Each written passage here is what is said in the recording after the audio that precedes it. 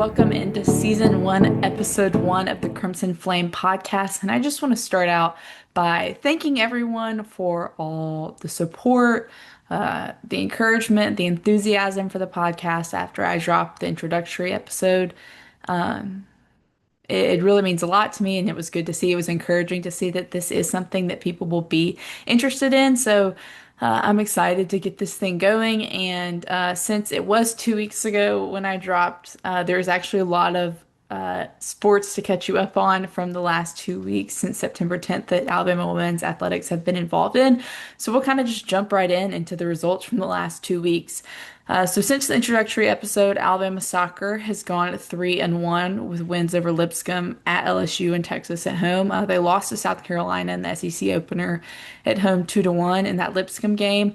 Gianna Paul set the Alabama record for career goals, and we will actually hear from her in a little bit. She is our guest on the podcast today, which is super exciting, getting to hear about just all she's accomplished and kind of her journey here at Alabama. But soccer is now 2-1 in SEC play, and then they'll continue with that through the rest of the way. Also, since we recorded volleyball, is 3-1 with wins over Western Carolina, North Alabama, and Memphis. They lost to UCF at home, but they're now 8-2 on the season, kind of wrapping up conference non-conference play. So a really good start for them.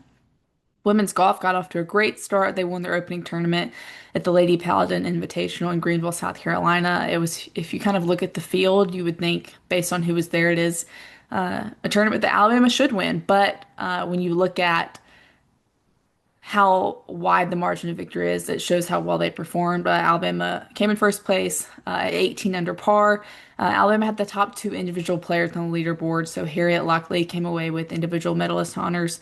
She shot 8 under, and just behind her in second place was Ryan Flynn at 7 under. So great start for women's golf, winning their first tournament of the year. Women's tennis also competed at Furman, and they had all three individuals who competed that weekend picked up a win, and then they just finished play at the ITA Championships, and they went 7-4 in their 11 matches. In the press release, the head coach talked about this is a great opportunity from them. For them, they know what they need to work on moving forward as they continue into the fall season. And then lastly, cross country was the Southern Showcase. They came in sixth as a team, the women's team did, but freshman Karen Kiplagat won the individual title with a time of 16 minutes and 18 seconds in the 5K.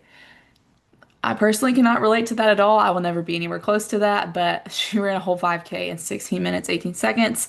And because of that, she was named National and SEC Runner of the Week, just as a true freshman, which is really impressive and just kind of goes to some of what I talked about last week with cross country consistently bringing in some of the top runners really in the world, because a lot of times they're coming from Kenya, and then they're also part of the depth comes from the United States as well. But really, the Alabama track program has done a great job at recruiting some of the top talent, long distance runners from around the world. So that's kind of our wrap up for the past 2 weeks of Alabama women's athletics. Like I mentioned earlier, our first guest on the podcast is Alabama soccer senior Gianna Paul. Her freshman year at Alabama, and she'll get into all this in the interview. She was part of the team that made the College Cup Final Four, the first in program history, and then has just continued to write her name in the record books at Alabama and is going to kind of go down as a legend of Alabama soccer. But with that, we'll get into the interview with Gianna. We are so excited today to be joined by Gianna Paul from Alabama Soccer, the Crimson Tide's all-time leading goal scorer. Gianna, thank you so much for taking the time to do this. Of course, anytime. So we'll just start kind of going back to the beginning, back to the recruiting process. What was it about West Hart and Alabama Soccer that you knew that this was the right place for you? It's actually so funny. Every time someone asks me this, I say the same thing, but I was never looking at the South. Like I was never looking at Bama. They reached out first, and I think like as we like connected, like obviously got on calls, he watched more of my games. I had COVID for my entire recruiting process, so it was very different. But just the staff in general, like speaking to Mike, speaking to J. Rowe, speaking to Wes, and then getting to know a little bit of the girls because we had a bunch of virtual calls with them. It Hmm. just like I literally told my mom like when I got the offer, and I had an epiphany one day. I just like ran downstairs. I was like, I have to go here. Like it wasn't even just like like it was clued in or something. I literally just like had a feeling like I was like, this is where I have to be. And it was bizarre because like literally I hadn't seen the campus at all. I fully committed before I saw the campus in person. And I saw the campus, I met all the girls, met the coaching staff in person, and like it only solidified the fact that like I needed to be here. Like this is my place. And then like right after that was my freshman season when we went to the Final Four. So it kind of felt like everything was happening for a Hmm. reason. It was awesome. Yeah, you kind of hit on that, but maybe what was, and like you talked about your recruiting was during COVID, so it was hard to do visits and stuff like that. But what was kind of the vision that Wes sold you on, and then kind of how did you see that come to fruition right away with what y'all were able to do going to the College Cup your freshman year? Obviously, as a freshman, you're thinking about like, oh, I want to get minutes, I want to get on the field, like I want to make a name for myself, and that was kind of something that he had like always promised was going to be something in my future. He was like, you put the work in, like you apply yourself every single day, and that will be something that's in your future. And I was like, okay, like that was like something that I wanted for myself. Like I wanted to go somewhere where like I could make a name, like I could do something on my own. And I think getting here, it was almost like a humbling thing because I obviously didn't start my freshman season. Like I subbed in like 20 minutes in. But it's like buying into the process and then just like knowing that's for the bigger picture of the team, kind of like put it all together. Then after that, I ended up having an awesome season, regardless of starting or not. But I think just Wes's like overall faith in me kind of like really like propelled that energy because I remember at the beginning of the season being so upset. Like it was very like immature of me, but I was super upset that I wasn't starting. Like I was calling my mom like, "Oh my God, I'm doing everything I have to. Like they're saying I'm doing so good. Like I don't know why I'm not starting." And then it ended up coming to fruition. It was all part of his plan. Like I got it. Yeah. How hard is that transition for like really any player in any sport at Alabama when you're probably the best player at your high school, on your club team, whatever, and then you come in and like you're probably not going to start right away as a freshman just because there's so many other talented people ahead of you. Kind of how do you balance that with like, yeah, I want to be on the field, but it might not be my turn yet. It's so that's actually such a good question. Like we kind of talked about that at the beginning of this season, like talking about our why factors and all stuff that like matters to us and like why we actually play the sport of soccer. So like when stuff gets tough and the going gets hard, like what do you like return back to Hmm. remember like why you do this? And I think like mine always for that is like little Gianna. Like I was like obviously like that freshman season was tough mentally just because I wanted to be on the field and like Hmm. when like goals started happening, I was like okay, like I trust it. But I think like the adjustment to from club to college is tough just 'cause, like everyone wants to be on the field, everyone wants to be doing the thing like Hmm. and for me like that was like okay like I want that like I know I can do it it's completely realistic but it was like I just had to like put faith in myself and I think like a lot with our freshmen now like everyone has this expectation like you're the best at your club that's why you're here and Hmm. that's how it works for everyone but it's like buying into like the team process and like knowing that it's for like the bigger goal of the actual team and not for yourself is the most important part. And then just remembering like your why. Like mine is like little Gianna, like a lot of my teammates like was God, like their parents, like all that kind of stuff. So just like putting faith in something else that's not yourself. You talk about little Gianna, going back to her even freshman year, Gianna, would you have ever thought that you would become the program's all-time leading goal scorer? That's actually a funny question because it sounds so conceited and narcissistic, but that was always the goal. Like it was never Hmm. like a situation where like I wanted to show up to college and just like be complacent like with being okay. Like I think like even for like being recruited, like my club experience, like I always like had this like mentality where it's like if I'm not first, then I'm nothing. Hmm. And that can obviously be like a little detrimental to your mental health if it's like not always working out. But I think like again, like applying myself and remembering that I'm like good at this and I love this, like this is my passion. I think that makes it all easier. So like looking back on it, like yes, like little Gianna expected this, but it sounds crazy. But I feel like even like when I was starting soccer at 5, like I had a feeling that something was gonna happen Hmm. big. And it's just like all about like my support system, like and again, like buying into the team, like I'm nothing without my team, I'm nothing without my coaches. So everyone around me kind of like made me the person I am. But little Yeah. Gianna had a feeling. No, I love that because that's honest and anyone that's at the D level is probably a big competitor and has, those type of goals. So I like that. You had the 34th goal, which broke the record against Louisiana. Who was that against Lipscomb, and then had another goal against Texas. So you're up to 35. Is there one goal among those 35 that kind of stands out the most in your memory of it's the most memorable? Absolutely. I feel like I can't talk about my college experience without the Duke goal in freshman year. Like that goal is like that was the biggest goal of my career thus far. Like I still like in my head remember that game like from minute 1 to minute 90. And I remember like how that happened. Like the ball had popped out, it ended up rolling back to me, and I hit with my left foot and I almost shanked it. Like it almost went over. But like the feeling of like it was a sold out crowd, like Hmm. Elite Eight, like the biggest game of my life, biggest crowd I'd ever played in front of. And just like the feeling of like team camaraderie after that, like I'll never forget that moment. It's like the most special goal ever. Like me and my mom talk about it all the time. And then another good one was the Vandy one last year. I like back heel meg the girl and then like wrapped my run around and then like hit it. Like that's like I love that shot. Like it's like the super awkward angle from the Uh-huh. edge of the box.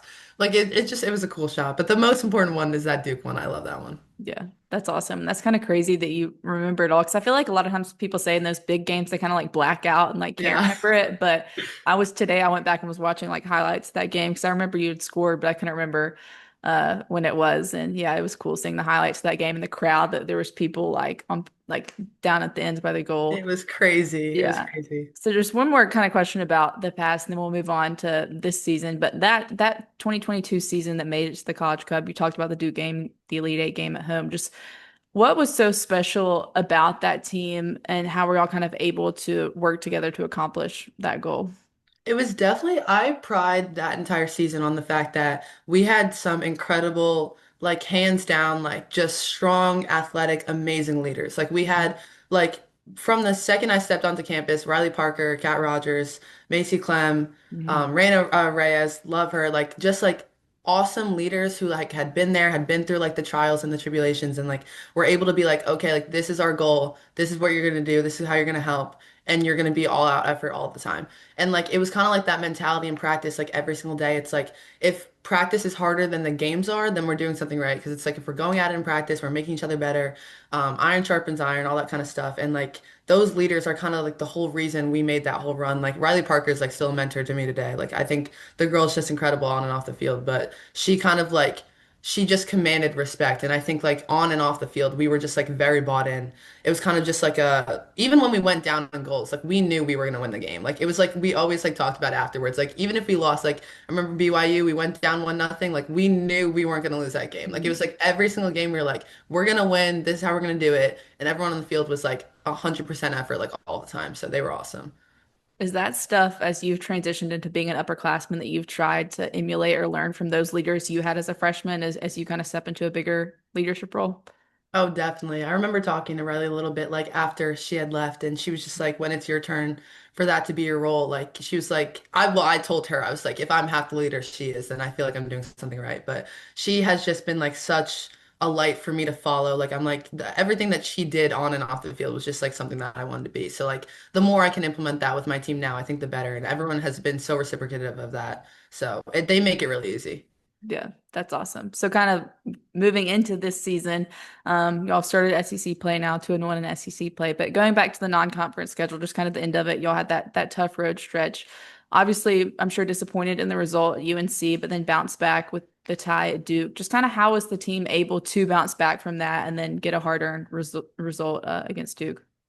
Yeah, that was awesome. I feel like I don't even know. We were so bought in for that game. I think it's any given day with those kind of things. So like obviously like the UNC loss sucked and I think we were just very focused on the fact that like that won't be the next game. Hmm. So it's like it's kind of always that like next game, what's the next thing up? What's the next battle up? And it's like okay, like put that out of your mind. Like that sucked. We didn't want that. That doesn't represent us. But like the next game is the most important one. So the Duke game was like a huge result. I mean, they're an awesome team. They're going to make a super far run, but we put up a battle and I mean, it showed on the field. It was awesome. And then just like the moment after the goal was just incredible. Like, again, just like very like team loving Hmm. oriented. And I think like everyone like going into that game was like very like, okay, like we just wanted to win. Like we were gonna try our best. And like again, like Duke put up an awesome fight, but we were right there the whole time. So it was a super exciting game. And I think our approach on just like the next game mentality was huge for that. Yeah.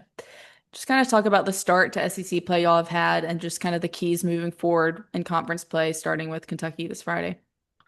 So SEC has been fun. I always love SEC. Like I think your season doesn't really even start until you get to conference. It's just so fun. Like every team in the SEC is so tough. They're so talented. And like every single game, I talk to my mom about this all the time. Every game just feels like a championship for no reason. It's like it's the most fun thing ever. I'm like, if you're a competitor, like you love that stuff. So again, like just like the whole like next game, like what's the next thing up mentality. So like obviously like coming back from the South Carolina loss, like it's not something that we want, but it's Hmm. also like not determinant of like the rest of our season. So Right. like again, like they're a good team, they're gonna make a good run. But like how do we approach LSU? Like how do we approach Texas? How do we approach Kentucky? And like that's kind of just what we've been doing. And we actually have like a sign outside, like it's like right when we walk out to our field about like just like what the next goal is. So like we kind of like Melina Rabimbis and Isabel Smith, like just like as captains, we kind of talk about like what our goal is for like the next game. Hmm. And that's something that we like physically see like a visual representation like every single time we walk outside. So like our goal for Kentucky, our goal for Texas. And I think like the more we like visualize that and manifest and work together, it comes all together. So I always love SEC. Yeah. What are some of the goals that this team still wants to accomplish in 2025? I'd say like I don't know, like I've been here for 3.5 years now. I think winning a tournament would be awesome. Like I think that was a big goal for us at the end of last year and the beginning of this year when we were Hmm. talking about like what we were trying to accomplish this year. Anything can happen in an SEC tournament. Everyone, even if you're having the worst season ever, if you're having the best season ever, it's just like you never know what's going to happen. So, obviously, finishing top four of the SEC, that's always a goal. Getting Hmm. that first round bye is always huge. But I think for me, like as a team, like I want us to win an SEC tournament. I think that would be awesome. And then just making a deep run in NCAAs as far as we can. Like I think this team has all the talent in the world to do it. And especially when we work together like the way we have been, it looks awesome and it's so fun to play. Yeah, that's awesome. Just kind of to wrap things up, you obviously your name will be in the record books at Alabama for a lot of the different things you've accomplished. But kind of, what do you want your time at Alabama with Alabama soccer to be remembered for or by? That's such a good question. Wait, I got to think about Mhm. this. Um, I want to be remembered at Bama for just being a team player. I think me my freshman year and me and my mom and like Wes, we talk about this all the time because he was telling me like at the beginning of the season like how different of a player I am this year compared to like how I was my freshman year. Like I was a very selfish player. Like for all of high school, for my freshman year, for sophomore year, like it was just all about me. And I Mhm. think like mentally, like it wasn't something that showed on the field, but like if I didn't score in a game, if I didn't get an assist, I was pissed off. I was like I'd sit on the bus, I'd be crying my eyes out. I'm like, okay, I'm not doing good enough. I'm not helping the team. And that was something that like was literally a detriment to the team because I'm like, if I'm not in my head, if I'm not in a good right headspace, it just like it screws everyone else over. So that was a big thing that I was trying to focus on like for this duration of like all junior year and a lot of this season. And Wes has said that like it's something that he has like visibly noticed the fact that I'm like very bought into the team. And like even if I'm not scoring, even if I'm not assisting, like it's something that like I just want to win. Like I Mhm. want to win with this team. I want to be a leader. And I want to be someone that like other people can look up to and be like, okay, like even if she's like going through it, like she's still strong, like she's still bought into the team. So I think that's something that I've gotten way better at. And I hope like even with like the next level, more of like this season too, that I just like keep like putting the team first because that's like the most important thing all the time. Yeah, I think that's really cool and takes a lot of self-reflection to kind of realize, areas you've grown in and uh, maturity, which obviously you hope you get as you go through college. But I think that's really cool. I guess really to kind of wrap up, what would be something maybe you want to leave the fans with or encourage them to come out and support this team? I don't know. Home games are always so fun and we feed off the crowd. So I'm like, the more people at games, the louder they are, the more obnoxious and rowdy they are. We love that stuff. And it always helps us, especially like if we're going to put on a show for the fans, like we want them to be loud and boisterous and annoying. Like it's the best. Like seriously, it's the best. So especially for like that Oklahoma game, it's a night game.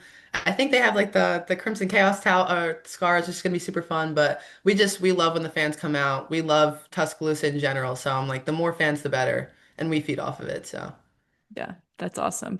Well, thank you so much for your time, Gianna, and best of luck the rest of the season. Of course. Thank you so much. I hope y'all really enjoyed that interview with Gianna. I really appreciate her taking the time to do that, taking time out in the middle of season to do that interview with me. And I really appreciated her honesty and how candid she was in some of her answers about her journey at Alabama and how she had to kind of shift her mindset from her freshman year, where she would beat herself up if she didn't feel like she was directly contributing to a win, and how she realized that was kind of holding her and the team back. Then obviously just kind of how much of a team player she's become, but also the way she succeeded individually, and then just kind of the goals she still has for the team. So if you're interested in her, the soccer games are free in Tuscaloosa. If you want to go to a home game, if you're interested in what Gianna had had to say of the team. You should go out and support them for the rest of the season. It's all SEC from here on out until the postseason, so should be some exciting matchups at home. But with that, we'll kind of get into what's next up for the Crimson Tide over the next week in women's athletics. It's a huge weekend. Friday is a stacked day of competition starting early in the morning with cross country. They will be at the Gans Creek Classic at Mizzou. So I think they race at like 9 a.m. Cross country always gets it done early in the morning, so that'll be something to keep up with to see if they can get the individual title again. I would guess the level of competition is going to rise a little bit being at an SEC school. Swim and dive opens the season at home against Delta State at the Alabama Swimming Facility on Friday.